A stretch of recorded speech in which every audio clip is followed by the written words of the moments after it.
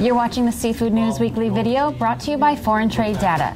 Reduce uncertainty, minimize risk, and uncover opportunities with the only website designed exclusively for the seafood import and export community.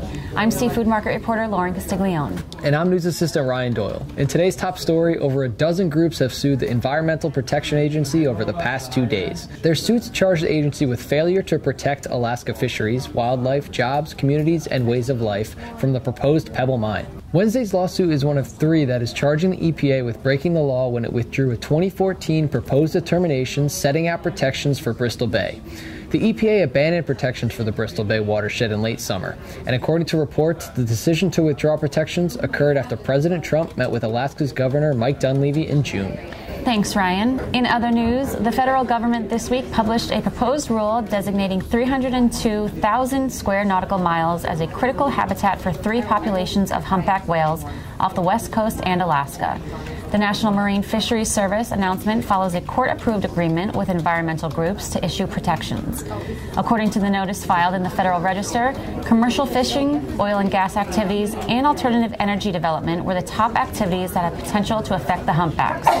In 2018, 34 whales were entangled in fishing gear, according to NMFS statistics. Thanks, Lauren. And as part of an early detection partnership, the Washington Department of Fish and Wildlife and the Washington Sea Grant Crab Team found evidence of European green crabs in the Drayton Harbor. European green crabs are a globally damaging invasive species and pose a threat to Washington's economic, environmental, and cultural resources.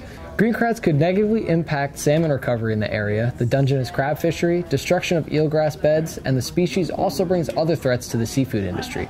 The team trapped 17 green crabs during a 2-day rapid response in late September, which marks the highest number of green crabs trapped in such a short period of time from any one area along Washington's inland shoreline.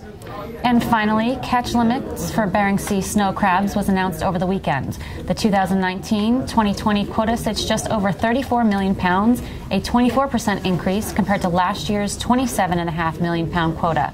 The total breaks down to 30.6 million for IFQ fishery and 3.4 million for the community development quota sector.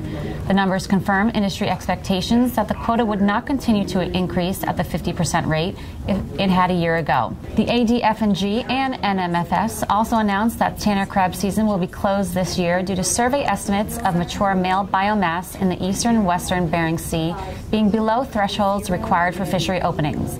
The tanner crab closure triggers a prohibition of retaining tanners during the Bering Sea snow crab fishery. And that's the guacamole. Be sure to head over to seafoodnews.com or visit the Seafood tab in Comtel for a comprehensive look at the latest market and industry news. And don't forget to listen to a new episode of the Seafood News podcast released on SoundCloud and iTunes every Monday. Thanks for watching.